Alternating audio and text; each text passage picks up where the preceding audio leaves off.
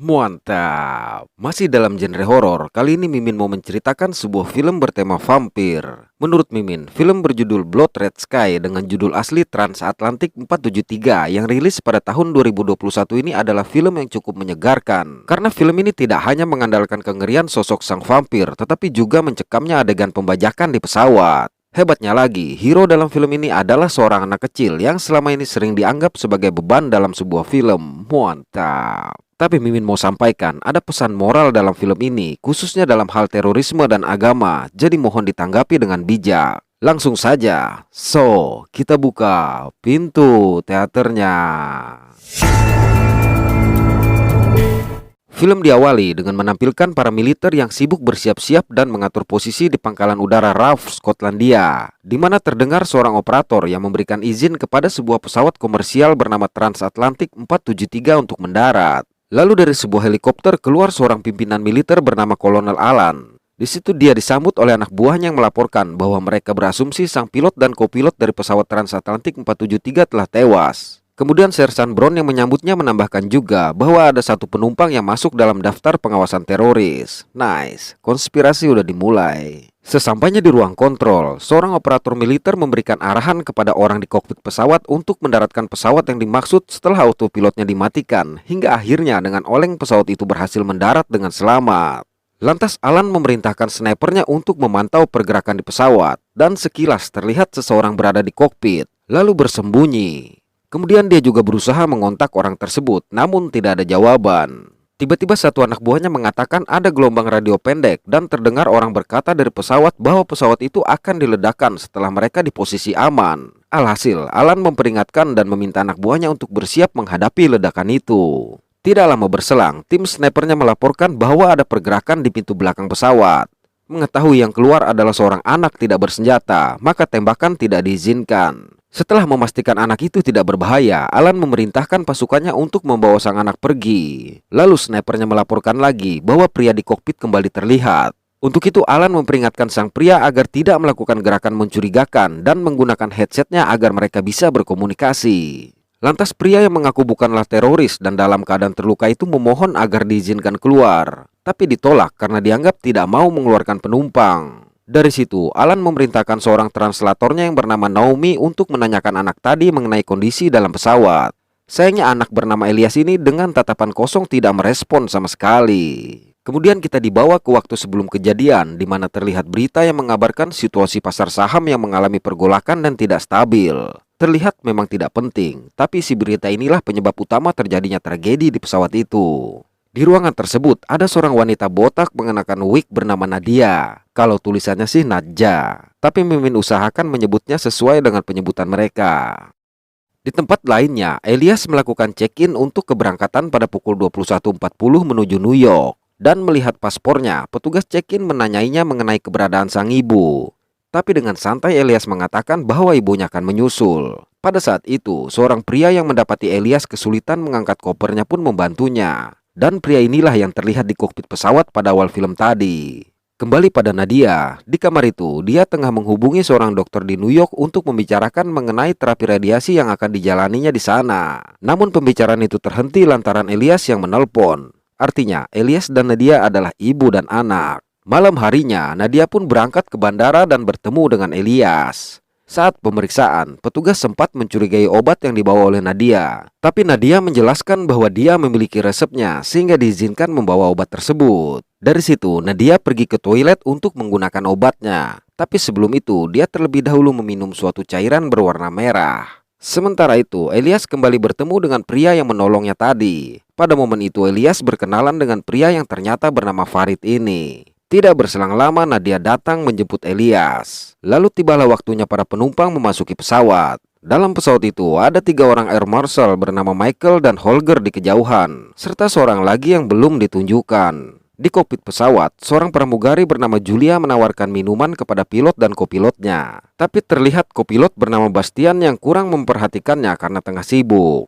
Dalam perjalanannya membuatkan minuman, Julia yang digoda oleh seorang penumpang bernama Bill Morris meminta bantuan kepada rekan pramugaranya yang bernama Robert dan terlihat sedikit ngondek untuk mengatasi penumpang tadi. Tapi tenang, Robert nantinya tidak seperti yang terlihat sekarang ini. Singkat waktu, pesawat itu pun berangkat.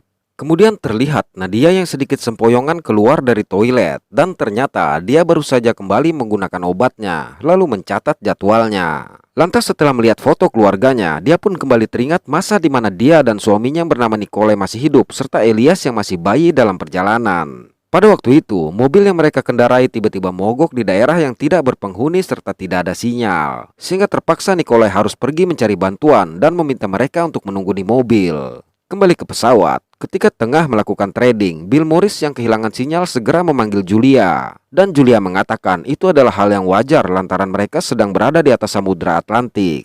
Lalu tiba-tiba terjadi keributan antara Robert dan seorang penumpang yang tidak mau duduk. Melihat itu, Michael bergegas menghentikannya dan tidak lama berselang Holger pun datang. Sayangnya, secara mengejutkan Robert menghabisi Holger lalu mengancam Michael untuk memberitahu keberadaan Air Marshal ketiga.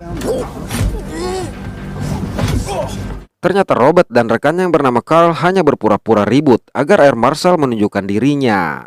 Kemudian terlihat dua orang teroris lagi berjalan ke arah mereka dan salah satunya langsung menuju kabin bagian depan untuk menghabisi satu anggota Air Marshal yang masih tersisa. Mengambil senjatanya, lantas menyerahkannya kepada sang pimpinan. Setelah teroris bernama Curtis melaporkan, maka dengan kejam Robert menghabisi Michael. Melihatnya yang begitu beringas, Carl pun menghentikan Robert yang ternyata berjulukan 8-Ball ini.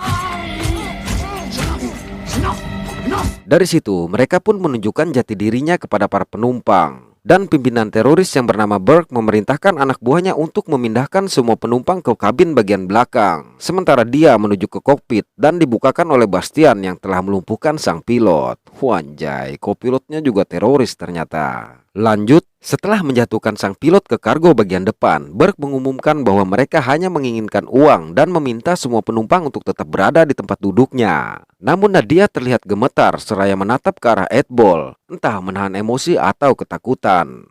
8-Ball yang mencoba mengintimidasinya pun kembali dihentikan oleh Carl. Di tempat lain, seorang teroris bernama Yuri tengah mematikan sistem transmisi radio pesan antara pesawat dengan bandara. Dan setelah mendapat pemberitahuan, Bastian mereset black box pesawat tersebut. Lalu memutar arah penerbangan mereka dan melaporkan pada operator bahwa terjadi kesalahan teknis pada pesawat mereka, tapi bisa diatasi. Sementara itu, Elias yang melihat konstruksi pesawat mencoba mengajak ibunya untuk bersembunyi di ruang kargo, tapi Nadia menolaknya. Bersamaan dengan itu, Farid dan beberapa penumpang Arab lainnya digiring untuk berpindah kabin. Mendapati 8-Ball yang sangat kasar, Carl kembali memperingatkannya. Lantas, kesempatan itu digunakan oleh Elias untuk kabur. Melihat itu, sontak Nadia mengejarnya. Naas, 8-Ball yang melihat mengejar Nadia dan tanpa keraguan langsung menghabisinya. 8-Ball bahkan mengancam Carl yang mengingatkan tindakan psikopatnya. Lalu dia merebut Elias yang diperlakukan kasar oleh 8-Ball dan memintanya untuk duduk. Manakala 8-Ball memeriksa obat milik Nadia, Burke yang mengetahui kekacauan itu menemuinya. Di situ Burke mengancam 8-Ball agar tidak melakukan tindakan gegabah lagi, seraya merebut senjatanya. Lalu mengatakan juga kepada para penumpang agar tidak ada yang bertindak seperti Nadia. Lantas menyerahkan senjata tadi kepada Carl untuk mengawasi 8-Ball. Ternyata Nadia yang belum tewas kembali teringat masa lalunya. Setelah cukup lama menunggu Nicola yang tidak kunjung kembali, sementara Elias sudah mulai rewel. Akhirnya dia memutuskan untuk mencari suaminya tersebut sembari menggendong Elias. Nggak tahu kenapa, adegan ibu dan bayi dalam kesulitan gini menurut Mimin kadang ngeselin. Lanjut, dalam perjalanan Nadia menemukan jejak kaki. Dan dengan berasumsi itu adalah jejak Nikolai, maka dia mengikuti jejak yang mengarahkannya ke sebuah rumah yang terlihat terbengkalai. Sialnya di depan rumah dia melihat lagi jejak darah, sehingga dengan penuh rasa kekhawatiran dia masuk mengikuti jejak darah yang mengarah ke basement tersebut. Baru saja dia menuruni beberapa anak tangga, tiba-tiba seseorang dengan suara yang mengerikan mencoba menyerang mereka. Untung saja Nadia berhasil mengunci pintu basement tersebut.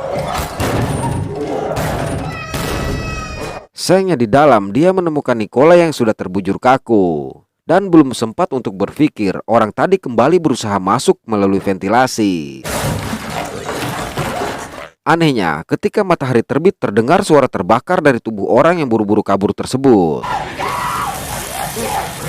Naas, tangan Nadia harus tergigit saat berusaha menghalangi serangan tadi. Lalu dia pun kembali sadar. Dalam keadaan yang masih sangat lemah lantaran kehabisan darah, Nadia memutuskan masuk ke ruang kargo. Pada saat yang sama, 3 orang Arab yang dikumpulkan sebelumnya termasuk Farid dipaksa untuk membacakan narasi yang berisi pengakuan bahwa pembajakan pesawat itu dilakukan oleh tentara khilafah yang akan membakar kota London. Sayangnya orang pertama yang disuruh membaca langsung terhenti manakala melihat halaman berikutnya yang bertulisan Arab, karena dia mengaku sudah tidak dapat lagi membacanya. Untuk itu Burke memerintahkan orang di sebelahnya yang bernama Muhammad agar melanjutkannya. Namun melihat isi tulisan itu, dia pun tidak sanggup membacanya. Alhasil, Farid mengambil tulisan tersebut. Tapi selesai membacanya, Farid langsung menggunakan kesempatan itu untuk mengucapkan kalimat di luar narasi dengan mengatakan bahwa mereka dipaksa untuk membacakannya dan mereka tidak berkaitan dengan pembajakan di pesawat itu. Lantas meminta tolong dan diakhiri dengan kalimat Allahu Akbar. Naas, Burke justru menembak salah satu dari mereka seraya mengatakan kepada Farid untuk mengucapkan kalimat sesuai narasi. Karena rupanya dia pun bisa berbahasa Arab. Artinya di sini, Burke berusaha menggunakan isu agama yang tentunya sangat sensitif untuk mengalihkan perhatian dan mengambil keuntungan finansial bagi kelompoknya. Buat kita, ambil sebagai hiburan aja. Lanjut, sementara itu di kargo, Nadia yang mendengar suara orang mendekat terpaksa dengan mengesot mencari tempat bersembunyi. Untungnya, sebelum Curtis dan Yuri mengetahuinya, Nadia berhasil bersembunyi di balik mobil. Hanya saja, seekor anjing yang ada di sana terus menggonggongnya. Setelah menemukan barang yang dicari, Curtis memutuskan keluar, sementara Yuri tinggal untuk meracik sesuatu. Lantas Nadia yang semakin lemah terpaksa membuka kandang seekor anjing, membantingnya, dan meminum darahnya. Mendengar suara gonggongan anjing yang semakin berisik, alhasil Yuri memeriksanya. Dan begitu terkejutnya dia melihat Nadia yang berlumuran darah, lantas menyerangnya. Setelah lama bertahan dari serangan Nadia yang sudah cukup kuat, akhirnya Yuri pun tewas. Kemudian terlihatlah luka di tubuh Nadia yang perlahan pulih, serta taringnya yang mulai tumbuh. Tidak ingin sepenuhnya berubah, Nadia berniat menggunakan lagi obatnya. Namun tiba-tiba dari walkie-talkie milik Yuri terdengar Burke yang menanyakan mengenai parasut dan bahan peledak. Alhasil Nadia pun mengurungkan niatnya. Sebelum pergi, dia menggigit leher Yuri yang sudah tewas, tapi tidak meminum darahnya. Dan hal ini dia lakukan agar kelompok teroris mengira bahwa itu adalah gigitan anjing yang dari tadi menggonggongnya.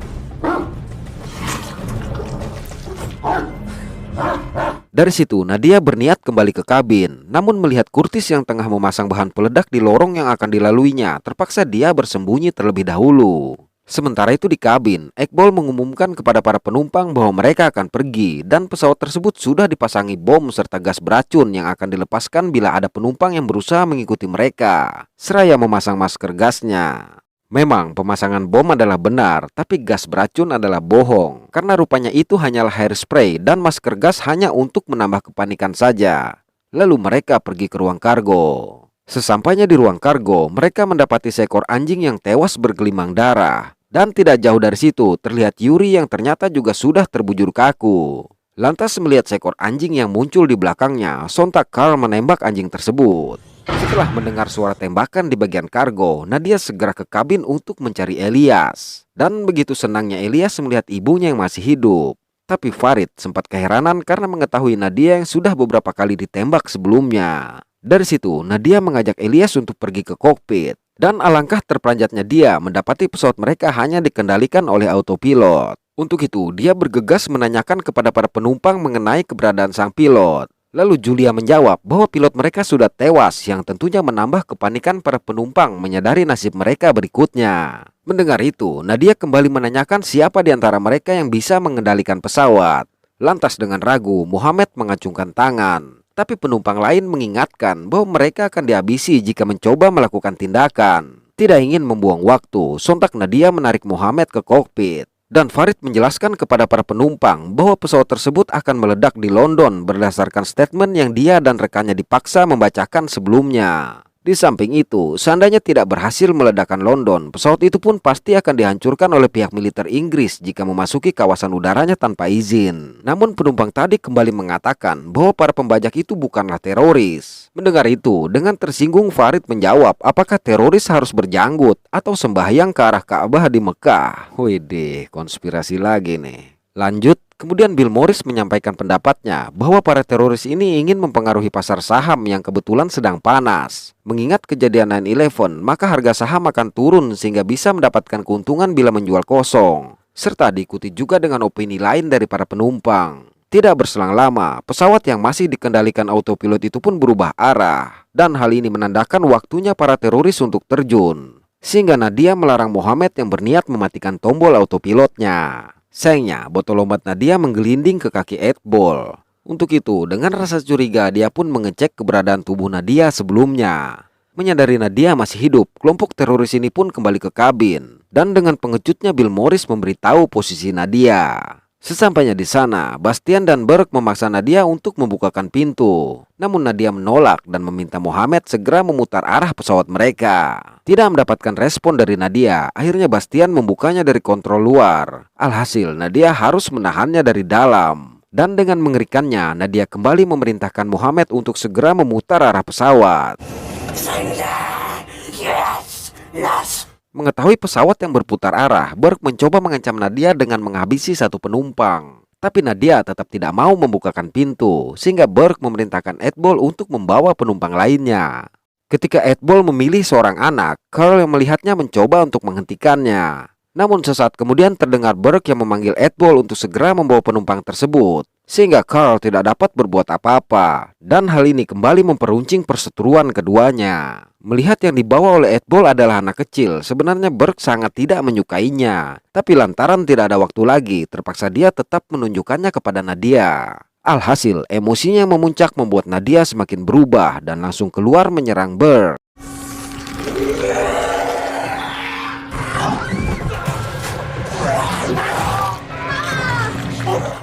Kemudian berusaha juga untuk menyerang yang lainnya. Sayangnya kakinya tersangkut, sehingga para teroris sempat menyelamatkan diri. Sialnya, Burke yang tergigit tadi mulai mengalami perubahan menjadi vampir. Sehingga Nadia harus menusuk ulu hatinya agar tidak menginfeksi orang lainnya. Dan terlihatlah rupa Nadia yang sudah sepenuhnya berubah menjadi vampir setelah meminum darah Burke. Bahkan anak tadi pun langsung kabur melihatnya. Lantas dengan berat hati Nadia meminta Elias untuk mengunci pintu kokpit apapun yang terjadi. Sementara itu, setelah memeriksa isi tas Nadia, Edbol segera menunjukkannya kepada rekan-rekannya dan mengatakan bahwa Nadia adalah vampir. Mendengar itu, Carl semakin menganggapnya pembual. Namun dengan tenangnya, Edbol menunjukkan senter UV-nya dan mengajak mereka memburu Nadia. Di tempat lainnya, Nadia kembali mengingat masa lalunya. Sejak tergigit dan kematian suaminya, Nadia harus berjuang seorang diri untuk menghidupi Elias yang masih bayi dan hanya bisa keluar di malam hari. Bahkan terkadang tanpa sadar dia sangat ingin memangsa Elias. Anjir. Oleh karena itu, dia memutuskan untuk mencabut taringnya sendiri dan kembali ke rumah di mana dia digigit. Rupanya, di basement yang terlihat rapi itu, dia disambut oleh seorang pria yang mengaku sebagai ayah dari vampir yang menggigitnya. Dan berniat juga menghabisinya karena menganggap bila mereka tidak bisa menahan dahaganya, maka dunia akan hancur. Kembali ke pesawat, setelah membujuk Bastian yang merupakan satu-satunya orang yang bisa mengendalikan pesawat itu, akhirnya para teroris memutuskan kembali ke kabin. Melihat hal itu dari monitor, sontak Elias segera mengeluarkan ibunya yang terkulai lemah di toilet setelah menyuntikkan kembali obat ke tubuhnya untuk dibawa ke kokpit. Sayangnya dia tidak kuat sehingga meminta bantuan Muhammad. Sialnya, para teroris pun sudah di kabin sehingga Muhammad mengurungkan niatnya. Untuk itu, Nadia memerintahkan Elias agar bersembunyi sementara dia dengan tenaga yang tersisa berusaha menghalangi mereka.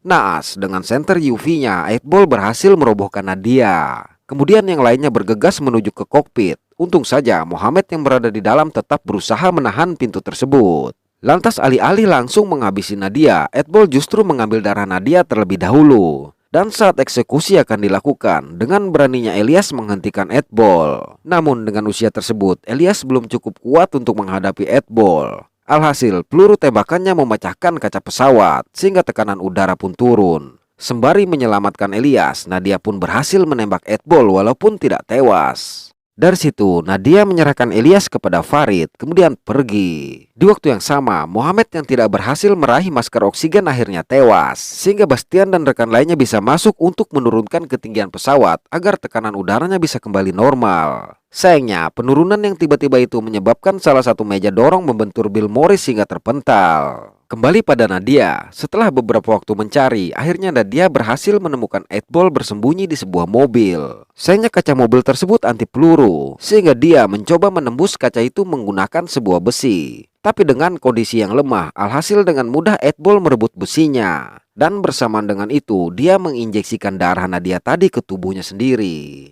Tidak ingin kutukan vampirnya menyebar, sontak Nadia mencari alat untuk membakar 8 Ball. Dan setelah menemukannya, dia pun bergegas menjalankan niatnya itu. Di momen tersebut, Nadia kembali mengingat masa lalunya, di mana dia berhasil menghabisi ayah dari vampir yang menyerangnya. Dan di tempat itu jugalah dia menemukan obat yang digunakannya selama ini. Kemudian dia pun menyirami rumah itu dengan bensin dan membakarnya habis. Kembali ke pesawat, setelah mencapai ketinggian tertentu, akhirnya udara di kabin pesawat kembali normal. Namun rupanya lampu peringatan menunjukkan bahwa terjadi kebakaran di ruang kargo, sehingga Bastian menekan tombol pemadamnya. Alhasil, api yang membakar Bastian pun padam. Nadia juga terpaksa harus kabur melihat para teroris yang memasuki kargo. Sialnya kakinya sempat tertembak, dan parahnya kemunculan Nadia justru membuat sisi kabin menjadi panik. Kembali lagi ke kargo, Curtis yang memeriksa mobil dan mendapati 8 Ball di dalamnya justru dengan cepat digigit oleh 8 Ball yang sudah menjadi vampir. Melihat itu, rekan lainnya bergegas kabur. Bastian berhasil keluar, tapi Carl yang terkejut melihat Nadia kembali terjatuh. Sehingga dengan ganas 8 Ball menyiksanya, tapi sang vampir justru menyayatnya baru meminum darahnya. Beralih ke kabin, melihat sebuah senter, Elias segera mengambilnya dan berniat kabur. Tapi Farid menghalangi dan meminta Julia untuk menjaga Elias, sementara dia mencari keberadaan Nadia. Dalam pencarian itu, mereka menemukan Bill Morris yang terluka parah tertimpa meja dan istri seorang penumpang yang tewas terinjak-injak. Sesaat kemudian, salah satu dari mereka yang melihat Nadia segera menembaknya. Melihat itu, bapak yang istrinya tewas itu pun merebut senjatanya dan berhamburan ke arah Nadia. Naas dengan beringas Nadia menggigitnya, walaupun akhirnya Nadia berhasil mereka tangkap. Tapi dengan mudah Nadia melepaskan diri dan menyerang Farid. Untung saja Elias yang berhasil melepaskan diri segera menghentikan ibunya. Di waktu yang sama, setelah puas meminum darah Carl, sang vampir segera menarik Curtis yang baru saja berubah untuk meminum darah rekannya itu. Mendengar suara para vampir tersebut, Nadia mengatakan bahwa mereka tidak boleh sampai berhasil naik ke kabin. Oleh karena itu, dengan buru-buru Nadia menuju pintu kargo untuk menutupnya. Namun rupanya 8 Ball mengetahui dan mendorongnya dari dalam. Farid yang berniat membantu pun tergigit oleh sang vampir. Dan saat vampir yang semakin kuat itu akan keluar, penumpang lain berhasil menembaknya, sehingga Nadia memiliki kesempatan mengunci pintu tersebut. Agar Farid tidak berubah menjadi vampir, maka terpaksa Nadia memotong tangannya. Widih. Tiba-tiba dari lubang kargo lain, Curtis berusaha keluar. Melihat itu, Julia mencoba menahannya dan memerintahkan Elias mencari bantuan. Mendengar teriakan Elias, Nadia bergegas ke arahnya dan menghabisi sang vampir yang hampir saja menggigit Julia, lalu menutup dan menindih kembali lubang tersebut. Sementara itu, sang bapak yang tergigit oleh Nadia tadi pun berubah menjadi vampir dan berusaha menyerang Bill Morris. Lantas Elias yang melihatnya segera mencoba untuk membantu seraya berteriak. Sehingga Nadia yang mendengar teriakan sang anak kembali mendatanginya dan segera menghabisi vampir tersebut. Dari situ, mereka mencari penumpang yang merupakan seorang dokter untuk mengobati Bill Morris. Kemudian bergegas menuju kokpit setelah Nadia berhasil menangkap Bastian. Sesampainya di kokpit, Nadia memaksa Bastian untuk mengarahkan pesawat menuju New York.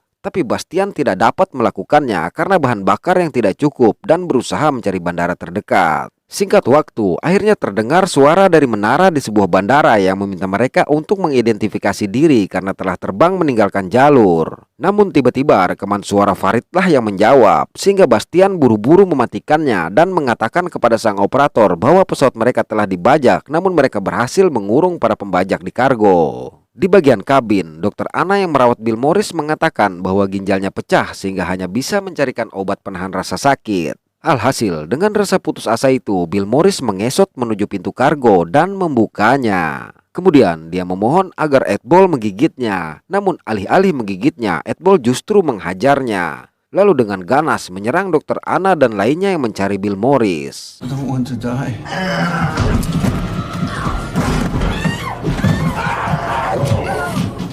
Tidak lama kemudian, terlihatlah para penumpang yang berusaha masuk ke kokpit. Manakala Farid akan membukanya agar para penumpang bisa bersembunyi di kargo depan, Bastian justru menghalangi karena menurutnya jumlah penumpang yang terlalu banyak untuk bersembunyi di sana. Menyadari semua penumpang yang akan diserang oleh Edball, Nadia meminta agar pesawat itu tidak mendarat. Tapi Farid memiliki ide lain dengan memasang bom pada tangki bahan bakar dan meledakkannya setelah mereka mendarat serta berhasil keluar. Masalahnya adalah alat pengendali bom itu berada pada kurtis yang ada di kargo bagian belakang dan tidak mungkin melewati kabin sementara jalur melalui tangki itu sangat kecil. Mendengar itu, Nadia berniat mengorbankan dirinya untuk meledakkan bom secara manual nantinya. Tapi Elias menolak dan setelah menyinari ibunya dengan senter UV, dengan cepat Elias menyelinap melalui jalur tangki menuju kargo bagian belakang. Keren nih bocah. Baru saja Elias keluar dari lorong tersebut, dia langsung disambut oleh satu vampir. Tapi dengan senternya dia berhasil mengusir sang vampir.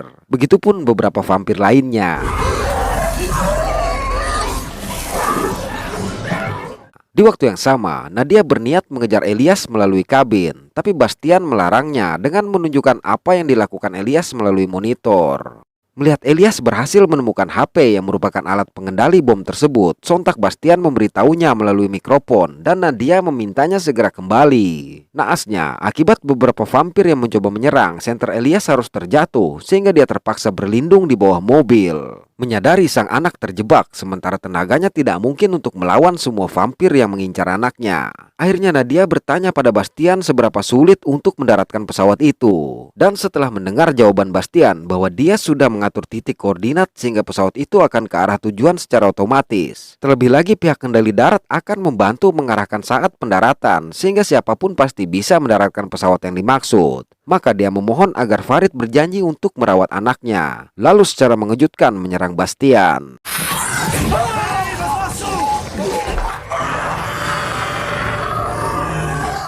Setelah puas, Nadia pun membuka pintu dan menghabisi Bastian. Lantas melalui para vampir di kabin yang langsung menyingkir melihatnya. Sementara itu, Edball yang mendengar teriakan Elias bergegas menuju ke ruang kargo. Sama seperti Nadia, melihat kehadiran Edball, vampir lainnya langsung mundur. Mantap. Memang, biasanya ada kasta dalam urutan darah para vampir. Siapa yang tergigit pasti akan tunduk pada vampir yang menggigitnya. Wanjay, so tahu si Mimin. Lanjut. Edball langsung memutuskan tali pengikat mobil dan menggesernya. Untung saja Nadia yang datang langsung menarik dan menyerangnya sehingga terjadi pertarungan pada kedua vampir ini.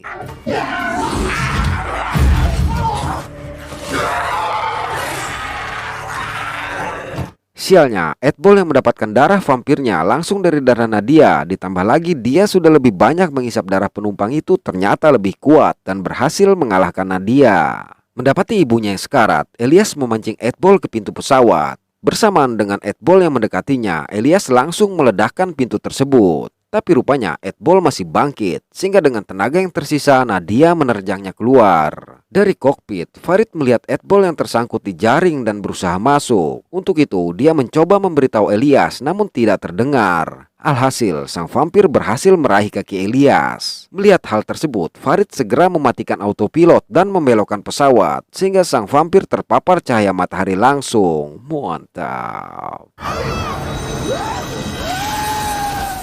Sadar bahwa ibunya tidak akan selamat, Elias memutuskan memberikan darahnya kepada sang ibu yang langsung bangkit, tapi berusaha menahan dahaganya akan darah Elias. Kemudian secara perlahan meninggalkan Elias di depan pintu karena dia yakin vampir lainnya tidak akan menyerang Elias dengan cahaya matahari yang bersinar. Dari situ, kita dibawa lagi pada Elias yang telah diselamatkan. Terdiam cukup lama, akhirnya dia menanyakan keberadaan Farid dan mendengar Farid yang akan ditangkap serta dituduh sebagai pelaku pembajakan. Sontak Elias meminta mereka menyelamatkan Farid dari pesawat yang penuh vampir itu sebelum matahari terbenam. Tapi mereka justru mengira Elias mengalami syok sehingga terpaksa menginjeksikan obat penenang. Dan Kolonel Alan memerintahkan semua anak buahnya untuk menunggu. Yang tanpa mereka sadari, para vampir juga tengah menunggu matahari terbenam.